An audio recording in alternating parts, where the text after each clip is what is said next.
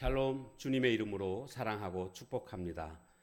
오늘 우리가 함께 나눌 말씀 본문은 열왕기상 18장 41절에서 46절까지입니다.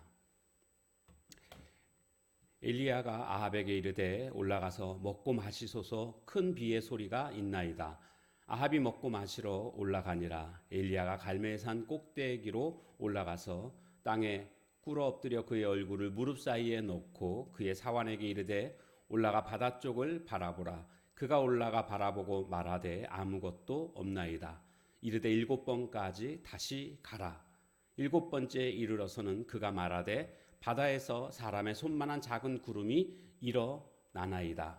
이르되 올라가 아합에게 말하기를 비에 막히지 아니하도록 마차를 갖추고 내려가소서 하라 하니라.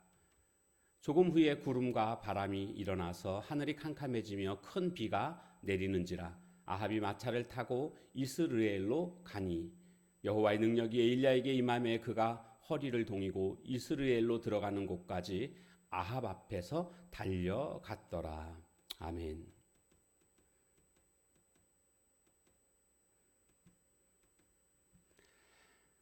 오늘은 어제 응답받는 기도의 원리 세 가지를 살펴봤습니다. 첫 번째는 믿음의 원리이고, 두 번째는 골방의 원리, 그리고 세 번째는 전념의 원리, 집중의 원리입니다. 전부 합해서 5가지인데 오늘은 네 번째 원리와 5번째 원리를 살펴보도록 하겠습니다. 먼저 43절 말씀을 보겠습니다. 43절 말씀에 보니까 그의 사환에게 이르되 올라가 바다 쪽을 바라보라, 이런 말씀이 나옵니다. 왜 바다 쪽을 바라보는가? 내가 지금 기도했으니까 비가 올 그런 징조가 있는지를 살펴보라는 뜻입니다. 구름이 있는지를 보라는 그런 뜻이 되겠습니다. 네, 그가 올라가 사환이 바라보니까 아무것도 없습니다. 아무것도 없습니다. 그러니까 7번까지 다시 가라. 7번째에 이르러서는 이런 말씀이 나옵니다. 그러니까 기도한 이후에 그 기도에 응답할 것을 믿었고 그 징조가 있는지 없는지를 기대했다라는 사실을 알 수가 있습니다. 그러니까 바다를 바라본다는 것은 바로 내 기도에 응답이 오고 있는지를 바라보아라, 그런 뜻으로 사환에게 말했던 것입니다. 여기 네 번째 기도의 원리가 있습니다. 바로 그것은 응답의 원리, 기대의 원리입니다. 기도 응답의 네 번째 원리는 기대의 원리입니다. 기대해야 하나님의 응답이 주어집니다. 정작 기도는 해놓고는 그 기도의 응답을 기대하지 않는, 기대감 없이 기도하는 기도가 얼마나 많이 있는지 모릅니다. 초대교회 성도들도 그렇게 기도한 모습이 나오고 있습니다. 사도행전 12장에 가보면 헤롯 왕이 핍박의 칼을 들어서 첫 번째로 야고보 사도의 목을 베입니다.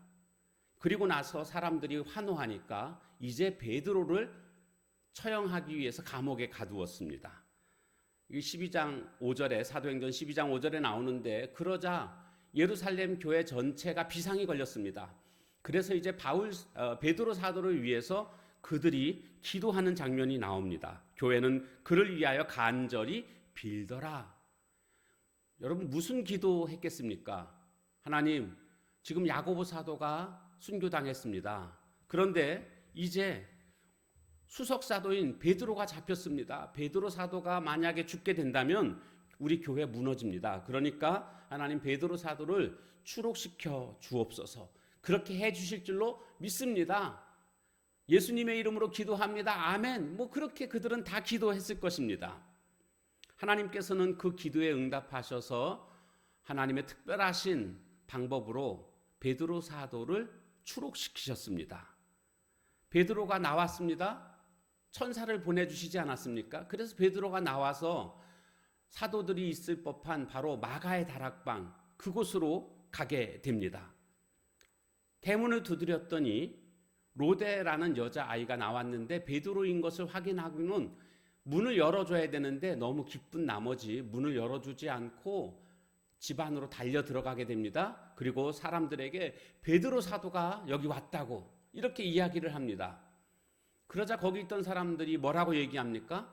너 미쳤구나 이렇게 반응을 보입니다. 아니라고 진짜 왔다고 밖에 있다고 그러니까 그러면 그의 천사를 본 거겠지 이렇게 말을 합니다.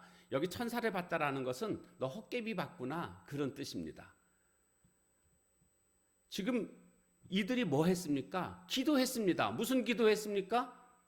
베드로 사도를 추록시켜 달라고 그들은 기도했을 것입니다. 그런데 그 기도에 응답해 주셔서 추록시켜 주셨습니다. 그럼 추록했다라는 말을 듣게 되었을 때에 할렐루야 아멘 그랬어야 되지 않습니까? 그런데 그들은 너 미쳤구나 너 헛개비 봤구나 이렇게 반응하고 있습니다. 이것은 뭐냐 하면 기도는 했지만 진짜 이 기도에 응답하실 것을 기대하지 않았다라는 것을 알 수가 있습니다. 오늘 우리는 기도하면은요, 정말 이 기도에 하나님이 어떻게 응답하실 것인지에 대한 기대가 있어야 됩니다.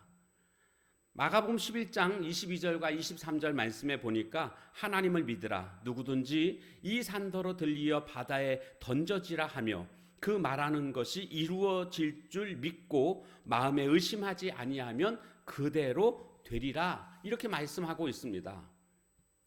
이 말씀의 의미가 뭡니까? 기도한 다음에는 반드시 기도의 응답이 주어질 것을 믿고 기대하라 그런 뜻 아니겠습니까?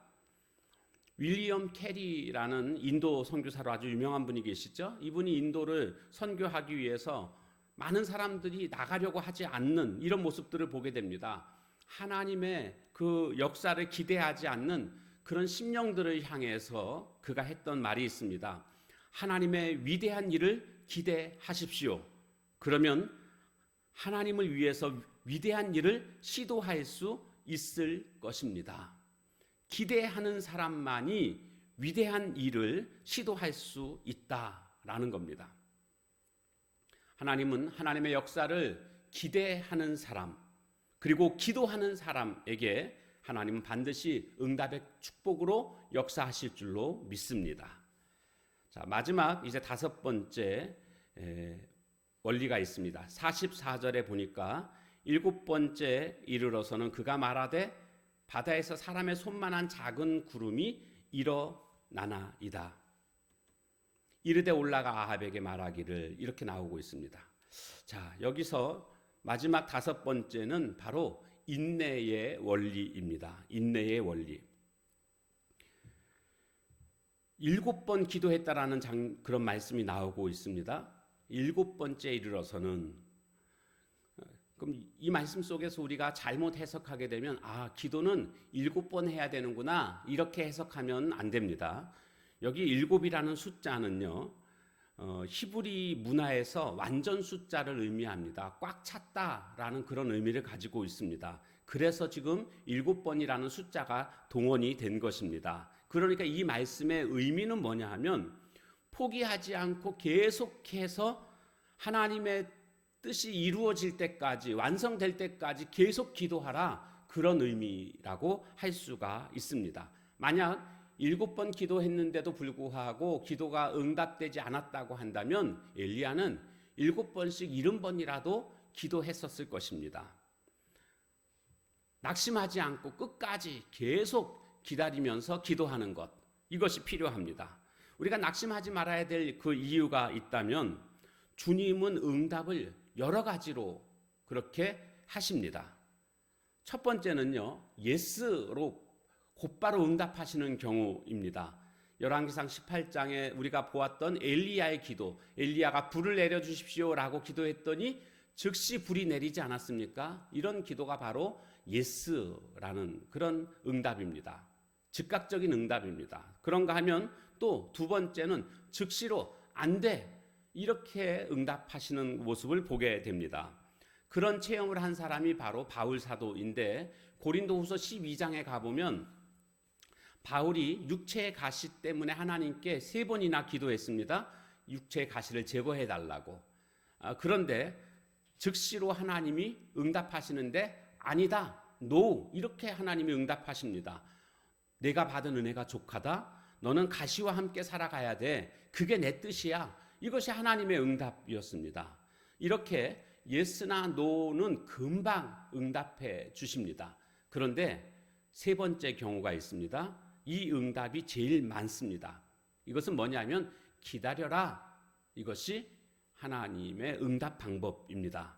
여기 기다리라는 말씀 속에 기한을 정하시지 않았습니다. 1년만 기다려라, 2년만 기다려라 이렇게 말씀하시지 않고 그냥 기다려라 이렇게 말씀하셨습니다.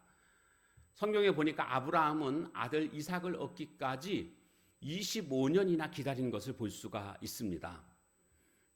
그리고 마지막 단계에서 내년에 이삭이 태어날 거다 이렇게 말씀하시지 않았습니까?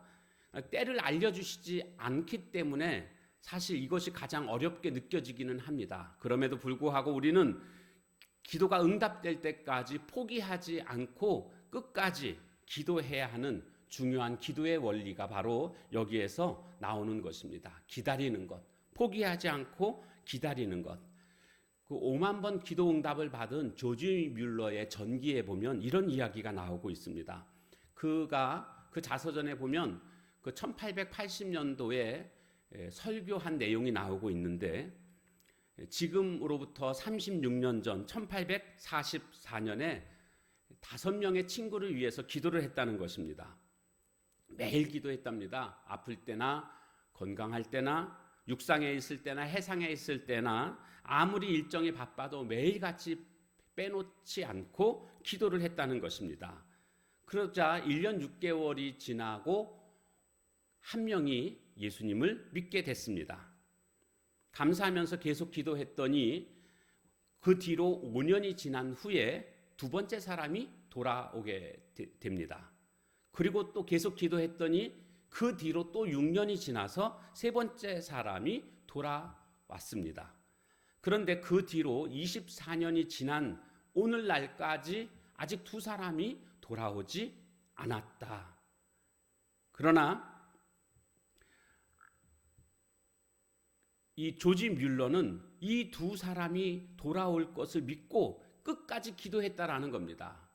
우리는 이게 중요합니다. 아니 수만 번의 기도 응답을 받은 조지 뮬러조차도 응답받지 못한 그런 상황들이 있었지만 그는 포기하지 않고 그 기도가 응답될 것을 반드시 믿고 계속 기도했다라는 겁니다.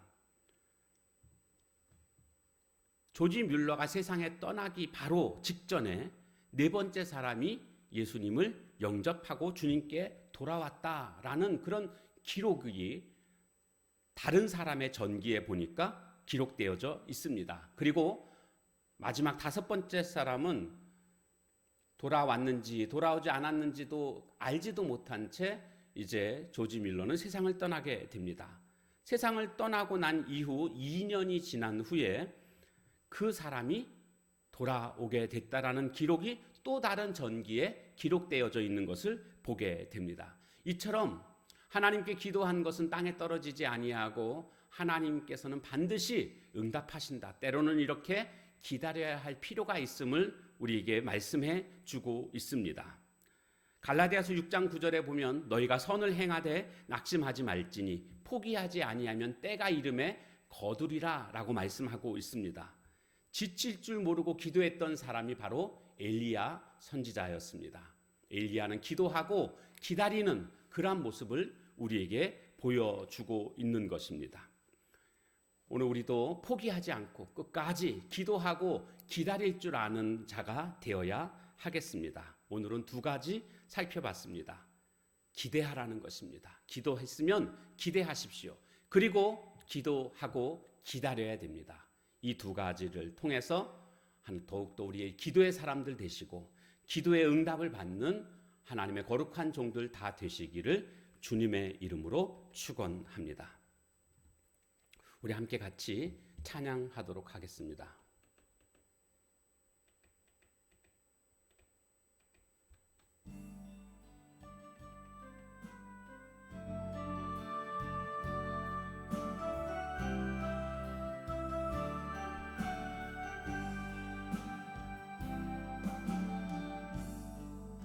하늘의 문을 여소서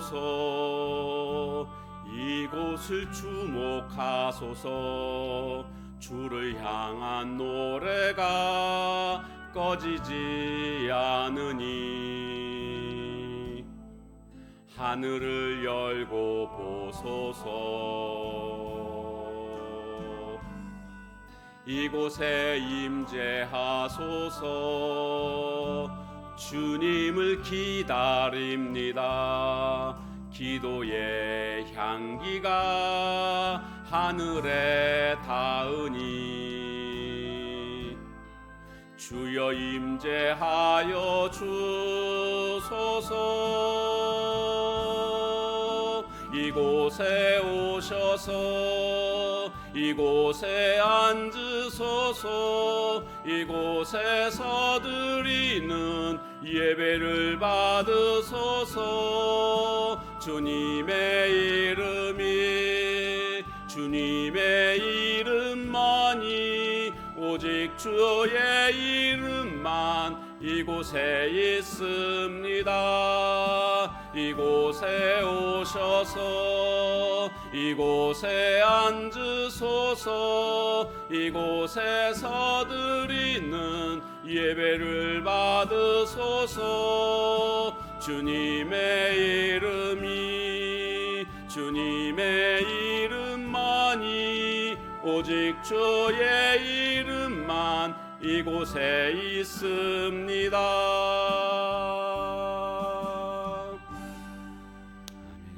아멘. 기도하겠습니다. 하나님, 기도응답의 원리 5가지를 어제와 오늘에 나누어서 엘리야의 기도를 통해서 살펴봤습니다. 믿음의 원리, 골방의 원리, 전념의 원리, 집중의 원리, 그리고 기대의 원리, 인내의 원리, 이 5가지 기도를 통해서 오늘 우리의 삶 속에서 풍성한 하나님의 응답을 맛보며 살아가는 저희들 모두가 되게 하옵소서. 엘리야는 소개할 것이 많았지만 가장 우리에게 소개하고 싶으셨던 것은 바로 기도의 사람이었음을 우리가 살펴봤습니다. 하나님, 오늘 우리들도 엘리야를 본받아서 우리 모두가 다 기도의 사람 되게 하옵소서. 예수님의 이름으로 감사하며 간절히 기도하옵나이다. 아멘.